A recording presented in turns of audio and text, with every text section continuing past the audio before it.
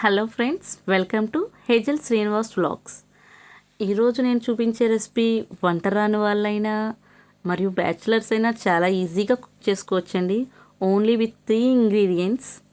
వీటికి కావాల్సినవి సన్నగా తరుక్కున్న ఉల్లిపాయ, పచ్చిమిరపకాయలు. మెయిన్ ఇంగ్రీడియంట్ వచ్చేసి బీన్స్. నేనైతే ఫ్లాట్ బీన్స్ తీసుకున్నానండి. వీటిలో చాలా రకాలు ఉంటాయి. అలాగే వీటిల్లోకి టొమాటో సన్నగా తరుక్కోవాలి.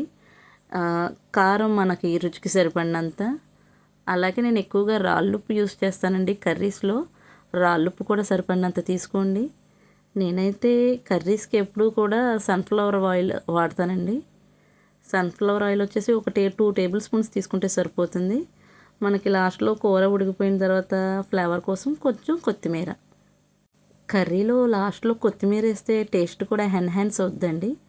ముందుగా మనం ఒక ప్యాన్ తీసుకుని అందులో 2 టేబుల్ స్పూన్స్ ఆయిల్ తీసుకుని ఆయిల్ కాగాక కొంచెం జీలకర్ర వేసుకుందాం. జీలకర్ర వేయటం వల్ల మనకి కొంచెం అరుగుదల అనేది వస్తుందండి. జీలకర్ర కొంచెం వేగాక మనం ఆయిల్లో ఉల్లిపాయ, పచ్చిమిరకాయ వేసుకుందాం. ఉల్లిపాయ, పచ్చిమిరకాయ వేసుకున్న తర్వాత అవి కొంచెం వేగాలండి.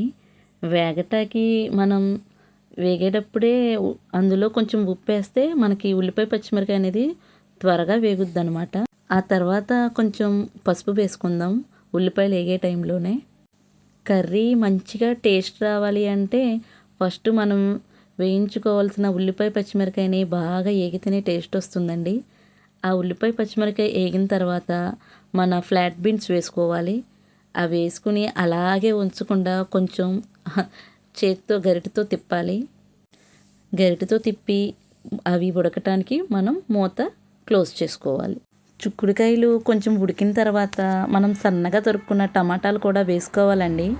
ఆ టమాటాలు వేసుకుని కూడా మనం మొత్తం ఒకసారి తిప్పుకోవాలి. గరిటె పెట్టి తిప్పి మంచిగా చిన్న మంట మీద ఉడకనివ్వాలి. ఇప్పుడు హైలో పెడితే బాగోదండి కర్రీ. ఎప్పుడైనా సిమ్లో పెట్టి నిదానంగా ఇష్టంగా వంట చేస్తేనే మనకి కర్రీ కూడా చాలా టేస్ట్గా వస్తుంది. అప్పుడే దాని మీద కారం కూడా మనకు సరిపడినంత వేసుకోవాలి. వేసుకున్న తర్వాత మూత పెట్టేసి ఉంచాలండి. దాన్ని కదపకూడదు. అది కొంచెం పచ్చివాసన పోయాక లిడ్ ఓపెన్ చేసి అప్పుడు కూర మొత్తాన్ని మనం ఒకసారి తిప్పుకోవాలి. ఈ టైంలోనే మనకి ఉప్పు సరిపడిందా లేదా అనేది కూడా చూసుకోవాలి. ఒకవేళ తగ్గితే మనం ఈ టైంలో కలుపుకోవచ్చు, సాల్ట్ వేసుకోవచ్చు. స్టార్టింగ్లో అయితే మనం రాళ్ళుప్పు వేసుకోవచ్చు, తర్వాత అయితే సాల్ట్ వేసుకోవచ్చండి. ఈ టైంలో మనకి కల్లుప్పు వేసినా త్వరగా కరగదనమాట.